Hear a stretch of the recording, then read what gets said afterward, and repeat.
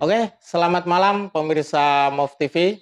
Jumpa lagi dengan kami dalam acara Sang Tokoh, yang pada kesempatan malam hari ini sebuah penghormatan yang luar biasa. Studio kami sudah kedatangan sosok yang menurut saya pribadi adalah sosok yang sulit untuk saya gambarkan karena saking luar biasanya.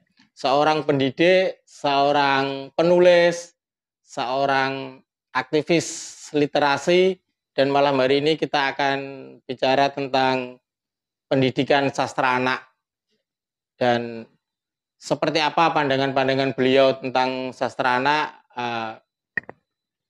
Kita akan simak bersama, dan inilah Bu Budi Wasase. Sugeng Dalu, Bu Budi, selamat datang. Okay.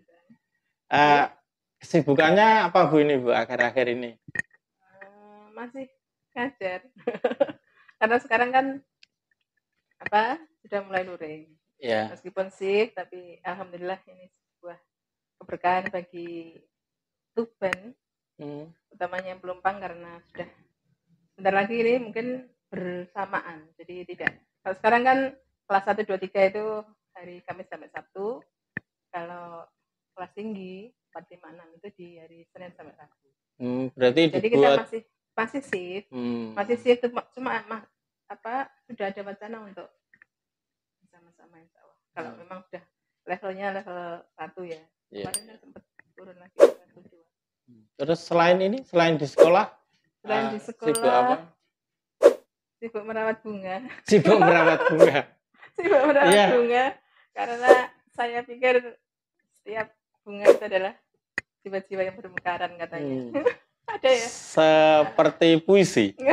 Iya, jadinya ya suka sih dengan bunga, karena ada bunga itu kalau kena hujan gitu kan ada rasa indahnya gitu, nggak tahu ya, pokoknya yang saya rasa gitu. Jadi saya di sekolah maupun di rumah juga suka dengan bunga, suka dengan tumbuhan, tidak hanya bunga. Jadi membuat taman-taman. Iya, baik di rumah maupun di sekolah. Jadi selain itu ya sambil merawat bunga itu kadang muncul selarik puisi gitu kan, menemukan apa gitu. Jadinya ya dijalani. Jadi aktivitas nulis itu nulis, masih jalan Bu ya? Insya Allah masih, mudah-mudahan terus, karena saya suka nulis itu dari kecil sebenarnya. Sebenarnya cuman belum terarah sih ya. Saya mulai suka nulis itu ketika saya masih ingat guru saya, Bu Endang Suyati, sekarang sudah almarhumah, selamat tinggal untuk beliau. Itu saya disuruh menulis tentang puisi ya, dan saya menulis tentang Bapak, dan alhamdulillah itu apresiasinya luar biasa gitu. Jadinya saya ketika disuruh baca di depan teman dan diberi pujian itu langsung keren ini, saya diberi pujian gitu. Padahal saya merasa belum bisa ketika itu. Udah bagus puisimu. Itu SD? SMP. Oh SMP. SMP-nya di mana Bu? SMP-nya di SMP Negeri 1 Pelumpang. Oh di sini. Ya. Kemudian di SPG itu ada namanya, berlanjut di SPG itu ada guru bahasa Indonesia saya, Pak Latif, Pak Abdul Latif. Itu juga mendorong saya untuk suka dengan tulisan. Ketika disuruh menulis sebuah karangan dan saya menceritakan tentang perkemahan di bumi Sumber Agung ketika itu. Itu dari sekian teman-teman tuh kok saya ya alhamdulillah diberi nilai tertinggi gitu. Dan setelah itu teman-teman saya tuh mencap saya nama siapa Latif gitu. Jadi setiap kali itu Budi Wasase gitu. Alhamdulillah gitu. Terus setelah itu Mas, karena setelah SPG saya nggak kuliah, saya harus terlempar di Borneo ya. Merantau ke sana. Iya, merantau ke sana. Kerja buruh pabrik di pabrik plywood. Belum nikah. Belum nikah. Oh, belum nikah. Selama 8 tahun di sana. Tapi di sana itu meskipun saya di pabrik, kebetulan pabrik kami itu Kalimanis Group itu di bawah pimpinan Pak Bob Hasan ya. Istrinya Pak Bob itu Pertiwi Hasan namanya. Pertiwi Hasan itu suka dengan puisi. Wah, ini saya keren ini. Di pabrik ada puisi gitu. Kami dikumpulkan terus disuruh nulis gitu. Ya alhamdulillah jadi terbawa gitu. Bisa bagus Bu ini puisinya gitu Kak. Berarti dibuatkan satu komunitas pekerja pabrik itu ya. Jadi ya kita sebagai hiburan gitu loh. Jadi dari kejar target untuk seharian gitu. Tapi di waktu yang lain itu beliau rawuh tuh dengan begitu dinanti oleh kita kawan-kawan gitu, ya. Dan setelah ini dari pulang merantau atau kuliahnya di sana? Bukan. Jadi saya itu dulu kalau ada waktu cuti non sewu nggih haid kan ada ya pekerja wanita itu 2 hari gitu. Saya selalu sempatkan ke Perpusda Samarinda. Jadi saya suka di situ saya membaca N. Hadini juga menemukannya di situ. Ketemu N. Hadini di Samarinda. N. Hadini ketemu pulang itu kan. Hari itu saya ketemunya di sana. Saya kapan ya bisa nulis? Dan uniknya ketika saya dalam bekerja itu pun kalau istirahat saya tuh coret-coret gitu Mas. Entah berapa baris kalimat yang menceritakan nggak enak ya jadi pabrik bukan pabrik artinya beda kan dengan jiwa merdekanya meronta-ronta ya. Luar biasa dibatasinya. Itu sampai berapa tahun Bu di 8 tahun. Cukup lama ya, di 8 tahun. Karena gimana ya tuntutan hidup yang adik saya 6 ketika itu saya nomor 2 kami ber-8 jadinya ya sudah mengikuti arus. Tapi ketika di sana itu ada lewat ketinting ya dan ada segerombolan anak berpakaian putih merah itu saya selalu terpanggil jiwa saya kapan ya saya menghadapi mereka. Jadi kadang kan mau ke pabrik itu kan naik ketinting perahu kecil itu Mas. Betul. Ketinting itu semacam boot. Ya, boot yang kecil. Iya, tapi perahu etek gitu loh. Iya, perahu etek itu. Nah itu kemudian saya pengen kuliah ya karena itu. Pengen kuliah akhirnya beli buku-buku yang untuk mahasiswa. Iya, untuk mahasiswa. Atau persiapan masuk. Iya, padahal saya ini enggak kuliah di sana gitu loh. Tapi ya tak baca gitu saja. Di toko buku Agung namanya. Saya masih ingat di Samarinda sering saya kunjungi.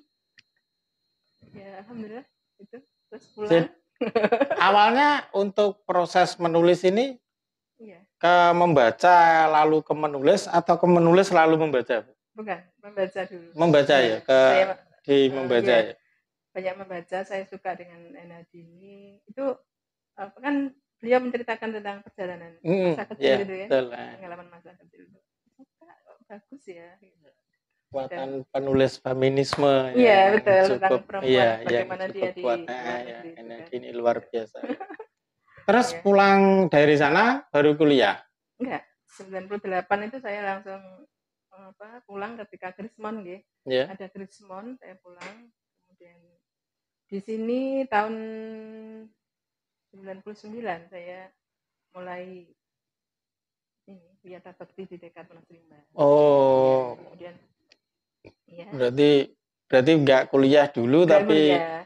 Terus setelah itu tahun 2001 saya tarik di Pelumpang 1. Di SD Pelumpang 1, 2003 di Pelumpang 5 ikut guru bantu, tes guru bantu masuk. Kemudian CPNS-nya juga di Pelumpang 5 2008. Berarti kuliahnya di? Kuliah itu ketika saya masih GB Mas, masih 2003 di Kanjuruhan. Di Kanjuruhan. Di dua itu. Yang dulu rombongan bareng-bareng itu ya. Iya. Dulu kalau jadi jadi dulu di depan kampus IKIP itu waktu kami ini karena di malam-malam kita sering latihan di sanggar itu ya. Kalau menjelang pagi gitu ada bus-bus berjajar itu pasti teman-teman PGSD dan itu menuju ke Kanjuruhan. Itu sudah tahun berapa Bu ya? 2005 ya, 2005. Karena waktu itu ini Bu, saya dan teman-teman itu latihan di sanggarnya teaternya IKIP, tapi bukan anggota karena dulu di teaternya IKIP itu IKIP Tuban itu menampung ya teater institut itu menampung kawan-kawan pelajar dan saya itu 2005 itu masih SMA kelas 3. Ya, itu dengan teman-teman ditampung yang memang punya niat bener-bener pengen belajar teater sama mas-masnya itu ditampung. Ditampung di situ, latihan di situ dan kan sampai pagi. Nah itu peristiwa saya melihat dia jajaran salah satu bus itu ada saya. Jajaran bus dengan ibu-ibu dan bapak-bapak pakai jaket tebal. Jadi kami itu luar biasa karena memang jarak jauh ya. Jadi betul. Sebulan sekali kami menginap di sana, bermalam di perumahan. Tapi ya asik sih. Itu juga ada puisi yang tentang Kanjuruhan itu terlahir karena proses itu. Iya, karena ya Allah meninggalkan keluarga gitu. Malam-malam harus berangkat gitu kan. Jam 2 malam. Ya, betul, jam 2 malam. Itu persis saya selesai latihan karena selesai latihannya 1:30.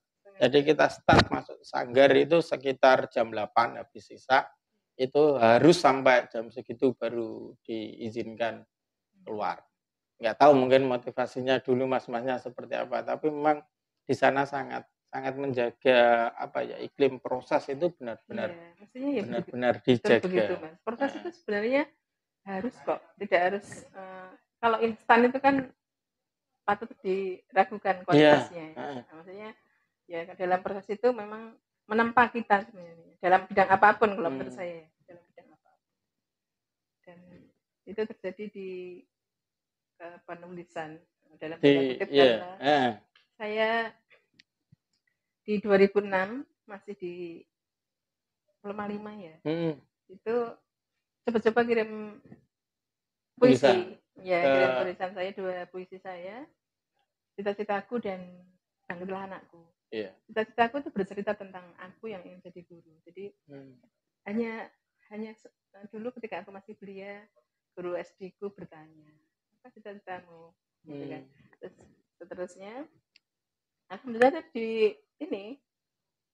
dimuat di majalah pendidikan, media pendidikan Provinsi Jawa Timur. Dia pendidikan provinsi. Ya, majalah. Bangkitlah Anakku itu kan menceritakan tentang anakku yang hidrosefalus ketika itu. Iya. Banyak yang menghina, banyak yang mengejek karena fisiknya, terus tak semangati dengan puisi itu. Jadilah anak ibu, jadilah anak bapak. Ada kata-kata seperti itu yang pantang menyerah, yang tetap berkarya meskipun kondisi fisik seperti itu. Terus pertama kali berpikir untuk membukukan karya-karya ini kapan? Itu sebenarnya gini Mas, ada satu ya mungkin itu kejadian ya. Artinya kenapa saya sering nulis tapi kok nggak saya bukukan? Karena saya memang buta dalam hal bagaimana sih nyetak buku gitu. Di teknis penerbitannya ya. Bagaimana sih menerbitkan buku? Kemudian ada teman, ada seorang kawan Bu Sriyatni itu memberitahu begini-begini, kemudian ada juga Bu Eva, ada Pak Mujadi, itu saya tanya-tanya gitu loh, gimana sih menerbitkan gitu kan. Kemudian saya dibimbing oleh Pak Mujadi itu kakak kelas saya Mas di SPG. Itu jadi pelatih Pak Muka, jadi saya terbiasa memanggil beliau itu Kak Jihad meskipun beliau sekarang sudah KS Ganjar. Ya itu. Itu kemudian saya mengirim naskah saya tentang yang saya beri judul Tonggak itu. Ke beliau itu ada 21 judul. Itu saya kirim dan saya diteleponi terus. Bu, ini tanda bacanya kurang. Ini tanda bacanya salah. Gitu. Sampai ini ya? Itu, ya. Jadi apa yang saya kirim itu di store lagi ke saya, diberi tanda, di screenshot gitu. Ini salah. Gitu. Untuk titik peletakan koma gitu. Dialog gitu kan? Dialog itu saya belum tahu sama sekali. Harus pakai titik 2. Kalau titik 2 sudah. Tapi ketika di akhir itu kan kalau misalnya ada teriak saya gitu. Aduh, teriak dia misalnya gitu. Itu kan sebelum tanda petik yang terakhir diberi koma dulu. Itu enggak saya beri koma. Jadi langsung titik. Itu saya membekas betul. Saya harus belajar tentang ini. Itu betul-betul saya pelajari. Terus beliau itu begini. pokoknya kalau jadi penulis itu jangan asal nulis. Saya masih ingat itu. Tolong kamu download aplikasi KBBI atau Puebi. Saya kan nggak punya kan, tadinya di HP saya kan nggak punya. Kemudian habis itu baru saya browsing ketika ada kata baku dan sebagainya. Oke lah, kalau dalam dialog mungkin kata tidak baku nggak apa-apa, tapi kalau dalam narasi kan harusnya ada kata baku itu diperhatikan. Dan beliau sangat jelimet gitu, artinya teliti gitu loh. Telitinya itu kata tulisnya itu teliti gitu. Bahkan kata sampai ke kata. Sampai ke kata baku dan tidak baku itu pun saya harus. Iya. Jadi misalnya seperti azan. Yang betul kan azan. Saya tulis A D Z A N itu salah. Jadi kadang malam-malam sudah ditelepon. Ini salah Dek, salah gitu. Akhirnya dengan begitu saya memang nol pudel gitu. Tapi dari situ kemudian saya belajar, Mas. Saya belajar yang kalau kan dikatakan begini, makanya guru SD itu nggak apa cerita, mestinya karena dia sebagai guru di sekolah dasar itu mestinya sebagai dasarnya anak-anak kan, maka guru SD itu harus pintar gitu kan. Nah saya bilang iya saya nggak pintar. Ya terjadi gitu iya Mas, ya Kak saya nggak pintar gitu. Akhirnya secair itu Bu ya untuk komunikasinya ya. Karena aku itu termasuk tipe orang yang kalau dikerasi malah kerasi. Dikerasi malah kerasi. Ya dan saya mungkin itu sudah tabiat. Jadi beliau memang tegas gitu, tapi ada jok-joknya yang kemudian saya nilai itu sebagai penyemangat untuk saya benar-benar belajar gitu. Kemudian setelah itu beliau itu berkenan untuk memberikan ya selain kurator, sebagai kurator beliau juga memberi endorse-nya di buku saya. Itu saya sampai baca tuh nangis dengan kata-kata beliau itu, kalimat-kalimatnya tuh gini. Yang untuk kata ini pengantarnya juga. Kemudian beliau itu kan dari cerita-cerita itu ini loh seperti ini. Pengalaman pribadi penulis tentang bagaimana dulu di Pelumpang 5 prosesnya habis tangis seperti bisa itu dipahami guru yang di Pelumpang 5 tahun-tahun itu keren Mas itu maksudnya keren dalam arti perjuangannya harus benar-benar ya nggak dipandang sebelah mata, artinya nggak boleh main-main. Nggak boleh main-main, tapi terus ini ada almarhum Pak Yudi ketika itu sangat berperan sebenarnya. Meskipun beliau sekarang maksudnya sudah meninggal, tapi jasa beliau itu sungguh luar biasa. Ketika saya ini Mas, saya agak sedikit melanjang ya, tapi itu membekas di saya karena dari lomba itu saya terpikir untuk menyastrakan anak. Lomba guru prestasi ketika itu. Nah, ada kan lomba guru prestasi tingkat kecamatan tahun 2012. Nah, itu saya diginikan, Bu, jenengan derek. Kok kula tuh Pak? Lan iku dereng saged, kula nembe mawon gitu kan. Nembe mawon PNS. Enggak apa-apa, Bu. Ora menang ora apa-apa, pokoke sampean gelem tampil gitu. Aku ya enggak sinau, Mas. Biasanya berbekal dari D2-nya ya, di Kanjuruhan itu. Ketika itu masih teringat semua, hampir semua saya masih ingat dari pembelajarannya itu. Kemudian di ini alhamdulillah runner up dulu. Runner up sampai sepelumpang. Terus setelah itu saya dipindah di Pelumpang 3. Dan alhamdulillah 2017 disuruh maju lagi. Itu ya dikaruniai untuk juara 1. Nah, itu di Tuban ketika saya lomba itu kan dari 20 kecamatan gitu. Nah, itu keren-keren gitu. Saya itu hanya punya portofolio 7. Yang lain punya portofolio 7. Atusan. Karena yang saya itu yang ini sama Bonsari 1 itu medianya juga bagus. Sekolah-sekolah favorit itu saya hanya gini, saya sudah bismillah, sudah saya upaya sungguh-sungguh ya sudah saya berserah gitu. ketika beliau juri itu melihat RPP saya, itu selalu begini. RPP ada puisinya, tentang puisi itu. Jadi saya memunculkan, kan disuruh membuat 5 RPP. Salah satunya yang saya buat adalah RPP bagaimana anak bisa membuat puisi. Ketika itu. Nah, itu ada gambar mawar gitu kan. Ada gambar mawar. Itu saya rencanakan anak-anak supaya membuat pertanyaan. Dan itu sesuai dengan apa? Sekarang yang kurikulum 2013 ada pengamatan, ada menanya dan sebagainya gitu. Nah, itu padahal dulunya kan di tahun 2013 itu saya PLPG. Proposal PTK saya itu judulnya begitu. Jadi upaya peningkatan keterampilan dengan gambar saintifik gitu, untuk membuat puisi itu. Keterampilan anak menulis puisi. Itu kemudian ditanya sama juri, ini benar-benar terjadi, Bu? Iya, terjadi. Gitu. Jadi saya pajang di papan tulis sebuah gambar mawar yang cantik gitu kan, di bukit banyak gitu mawarnya. Kemudian saya suruh membuat pertanyaan anak-anak. Dimulai dari apa? Gitu. Apa yang kamu lihat? Mawar. Nah, ini bisa dibuat judul. Jadi saya tulis jawabannya itu di samping. Pengembangannya. Iya, di samping. Kemudian bagaimana warnanya? Merah menyala. Kemudian siapa yang menciptakan? Tuhan dan sebagainya gitu. Kemudian bagaimana mahkotanya? Markah.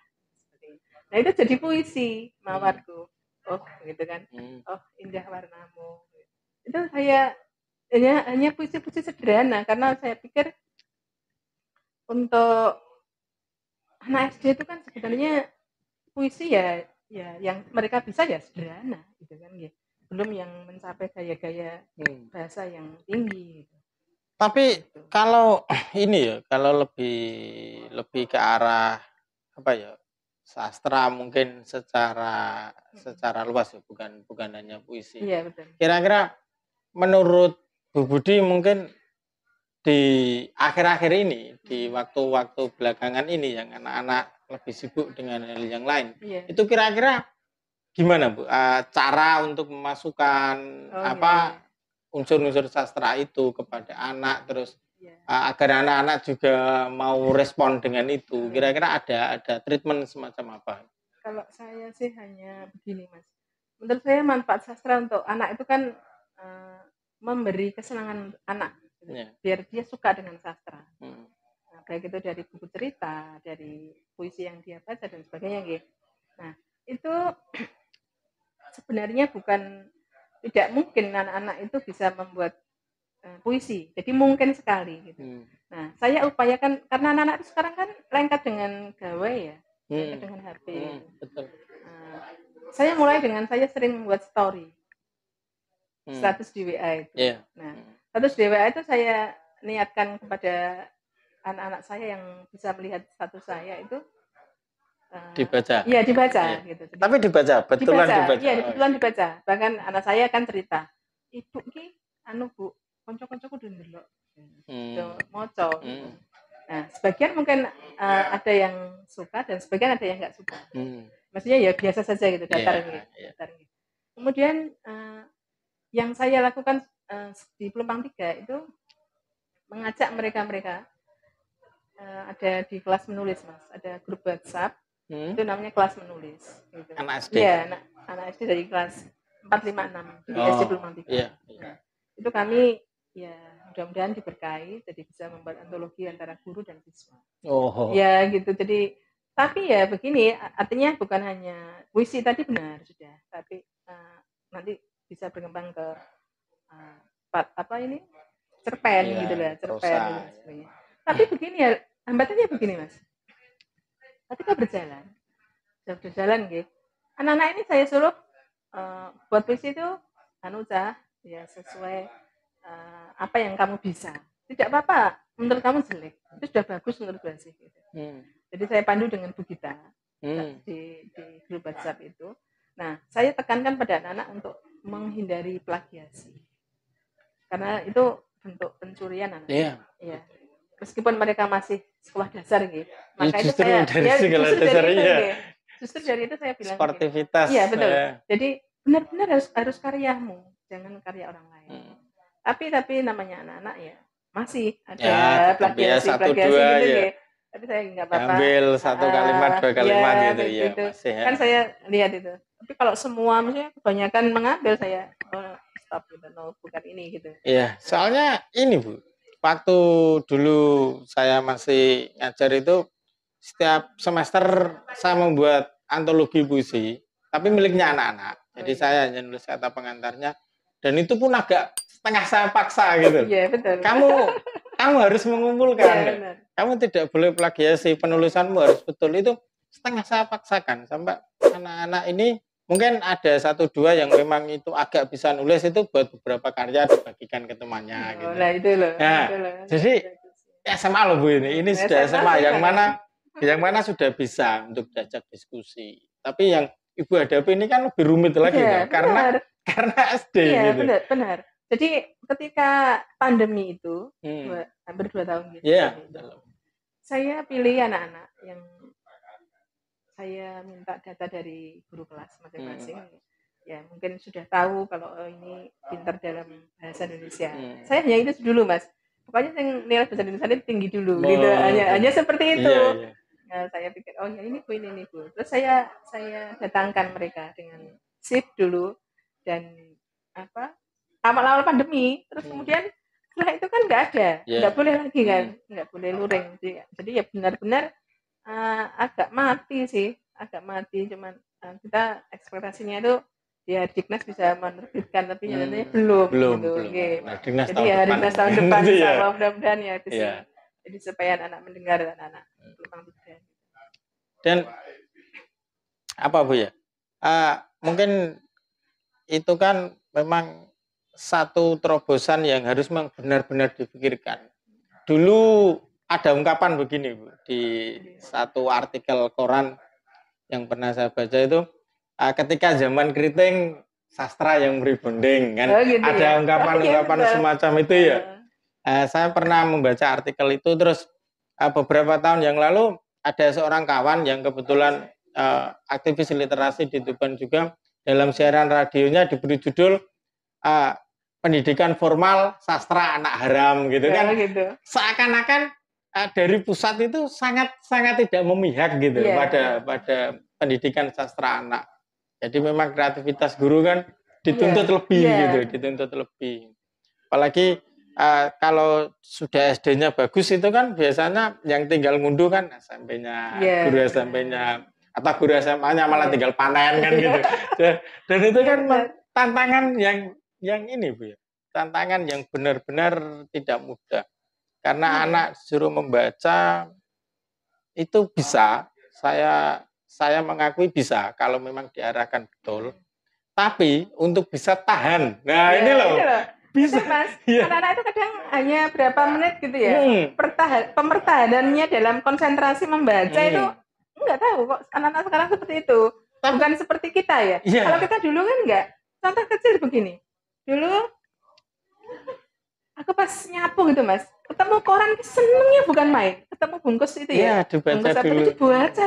Belum sih lagi nyapu nih. Gitu. Kalau sekarang kan enggak anak-anak itu.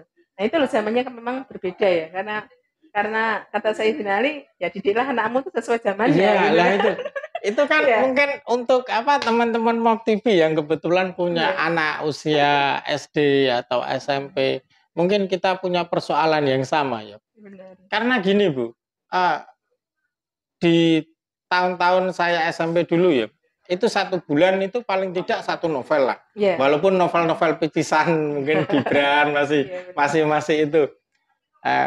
Anak saya sekarang, saya belikan Terelie itu nggak selesai loh. Padahal katanya kan sesuai zamannya. Jadi itu bukan 1 bulan, 1 semester itu 1 novel nggak selesai. Begitu ya kan?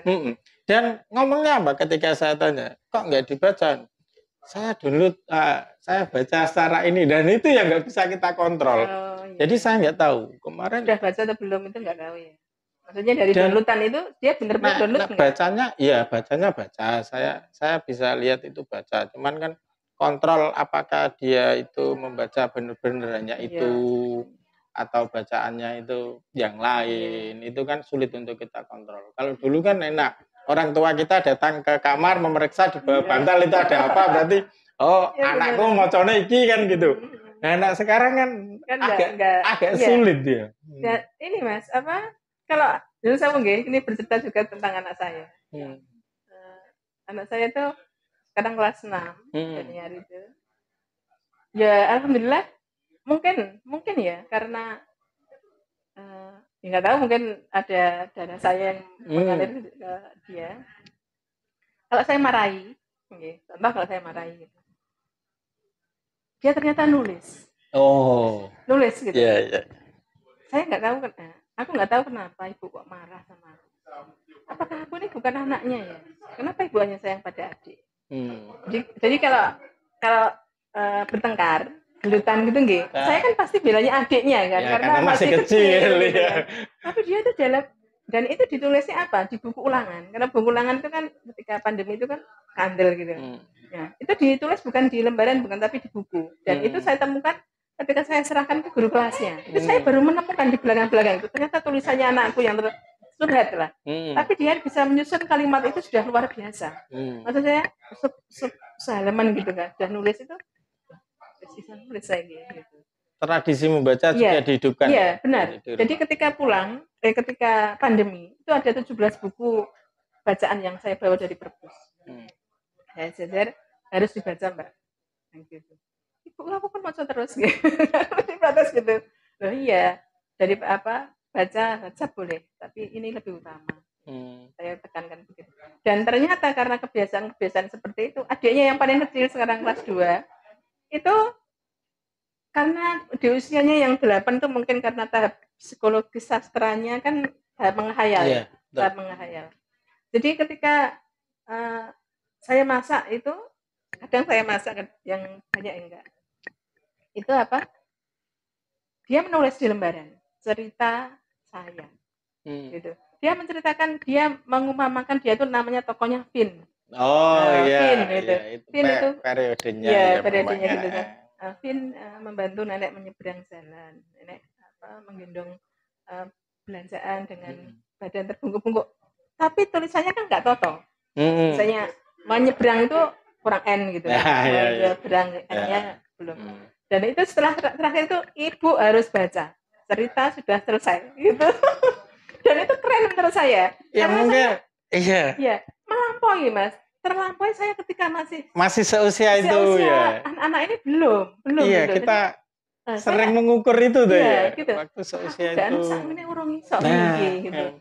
Nah, mungkin karena anak-anak itu sering tahu ibunya bangun tengah malam ngetik gitu kan. Kadang yang si bungsu itu sering nangis karena tak tinggal ngetik gitu. Mungkin itu sih. Jadi sebenarnya pembiasaan dari orang tua. Menurut saya orang tua di rumah itu kalau memang nggak bisa nulis ya bagaimana lah. Contoh kecil begini Mas, mendongengi anak itu. Anak saya tuh kadang kala saya dongengi, sewenangnya bukan main. Dan itu minta dilanjutkan. Kadang kan saya sudah capek tidur gitu kan. Nah, mungkin itu terjadi juga pada orang tua yang lain. Iya, dengan capek kerja. Tapi begini, untuk Indonesia itu sebenarnya dalam kurikulumnya Mas ya. Untuk 2013 itu sudah komposisi sastra itu sudah lumayan lah, masih cukup. Bukan anak haram lagi. Iya, bukan anak haram lagi. Jadi di pembelajaran di buku siswa, ya, itu aktivitas siswa yang diutamakan. Jadi bukan hanya sekedar bacaan-bacaan, tapi benar anak itu disuruh misalnya membuat peta pikiran, membuat kesimpulan, membuat bagaimana cerita ini. Itu banyak Mas, setiap subtema ada. Jadi ya PB kalau bahasa Indonesia itu selalu ada. Ya. Jadi anak tuh ada pancingan. Diharapkan anak itu mampu mengeluarkan unek-uneknya itu. Iya, sikap ini. Jadi bukan yang dulu hanya dijawab singkat itu enggak. Benar, ini harus diuraikan. Sudah.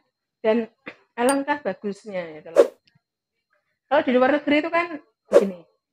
Anak itu harus membaca misalnya dalam sepekan dia membaca berapa buku. Berapa buku cerita yang dia dapatkan entah dari mana.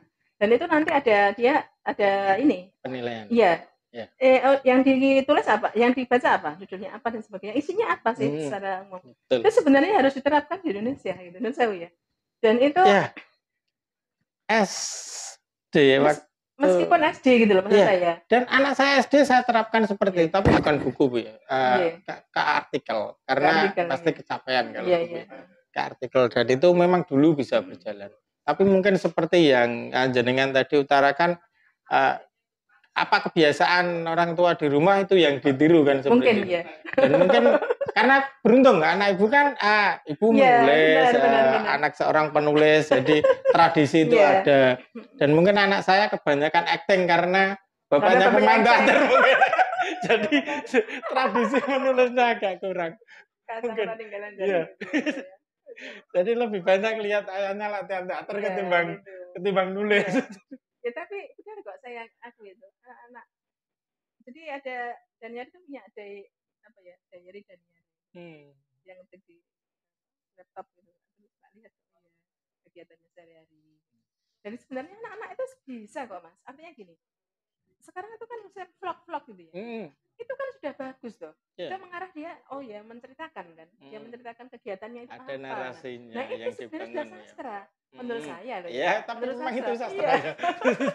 Karena ya. Nah, tapi kan menurut anak sastra itu yang sudah ditulis ini. Tapi enggak, anak-anak sudah keterampilan berbicara, merangkai kata-kata bisa menjadi vlog yang bagus itu kan sudah luar biasa menurut saya. Dan makanya ketika Daniel bisa saya nggak tahu Mas, tiba-tiba itu mengirimi saya video yang isinya dia berperan sebagai dua orang ya, kakak dan adik. Bermonolog. Iya, gitu. Dan saya sampai heran, makanya saya posting di Facebook. Jadi ini sebagai kenangan dia usahanya seperti ini. Sesekali ikut pentas dengan teman-teman. Kelas kecil tuh pengen pantomim. Ya besok di SD3 kita rencanakan lah itu apa namanya. Ya, artinya biar gini lah anak itu. Saya harapkan karena sastra itu kan melembutkan budi pekerti, gitu kan. Kalau ini kalau secara ini kan ada nilai-nilai kehidupan yang dari mereka baca itu bisa mereka refleksikan dalam begini toh, yang benar itu begini, ada solusinya. Jadi tidak dendam pada kehidupan, tapi benar-benar realistik itu dia baca juga dari tokoh-tokoh yang dia baca di dalam buku atau di mana gitu ya. Karena sekarang kan sudah banyak Mas ya, kayak e-book gitu kan sudah banyak. Cerita-cerita itu sudah banyak. Ya itu dan itu yang banyak sekarang dikonsumsi anak-anak. Karena saya setiap kali ngecek itu memang yang banyak e-book. Ya itu. E-book nggak baca ini lagi. Soalnya sudah 2 tahun terakhir ini sudah nggak minta buku. Iya sudah. Kalau pulsa dulu, pulsa kuota. Kalau dulu itu setiap kali saya ajak kemana gitu, ya benar. Buku ini. Tapi sekarang sudah nggak minta buku dan puisi yang melembutkan tadi ya. Ya sastra ya. Iya saya yang melembutkan. Ini teringat dulu dosen puisi saya itu bilang gini, kalau kamu mencoba belajar sastra tapi kamu tidak kenal puisi dengan baik, itu sastramu kurang lengkap gitu. Iya, kurang mengena gitulah kira-kira ya. Tapi kan sebenarnya sudah bagus. Apa? Statusnya kayak bagus. Itu sebagian pelarian. Pelarian yang membaguskan. Ya dulu pernah belajar. S1 saya juga kan bahasa dan sastra. Maka itu ada bekal disiplin ilmunya kan ada. Kalau saya kan enggak Mas. Kalau saya ya hanya pendidikan umum, bahasa Indonesia yang umum gitu loh. Belum yang khusus gitu. Tapi dari banyak teman gitu, banyak membaca. Jelas bacanya memang harus baca. Dan itu saya akui, begini tuh karya yang bagus. Saya itu jarang membeli buku, tapi kadang pinjam. Saya kalau itu pinjam di perpus. Kalau bisa pinjam kenapa harus beli? Itu kita ya. Itu jurus lama. Tapi ada teman juga yang enggak Mas. Ada teman yang enggak itu. Salah satunya Kak Mujadi itu ya. Itu bukunya banyak. Dan saya hanya pinjam gitu. Ya, saya balikan tapi. Saya ada teman yang sekarang di SMA Widang. Itu kakak sanggar saya, Bu Titik. Itu ya gitu, koleksi bukunya banyak gitu. Itu kakak sanggar saya. Jadi koleksi bukunya banyak. Ya, kakak sanggar kanker. Dulu di teater juga. Kami ketemu pertama kali di ketika itu workshop literasi di BPG sama Bu Titi istiadatnya. Luar biasa ya. Yo, pagi aja salam Mbak Titi. Saya ngobrol dengan Bu Budi malam ini. Nanti kapan hari Bu Titi yang kesini? Siap. Oke, waktunya sudah malam, nggak terasa. Oh, gitu ya? Saya kira masih lama ini. Kita kalor ngidul. Jadi itu kawan-kawan tips dari Bu Budi untuk membuat anak bisa memahami sastra, jangan tergantung dari sekolah, tapi contoh orang tua di rumah itu lebih penting. Mungkin itu kita sudahi obrolan dengan Bu Budi yang sangat seru ini. Mungkin kalau next ada kesempatan kita bisa di season 2-nya tentang sastra dan anak. Terima kasih. Wassalamualaikum warahmatullahi wabarakatuh.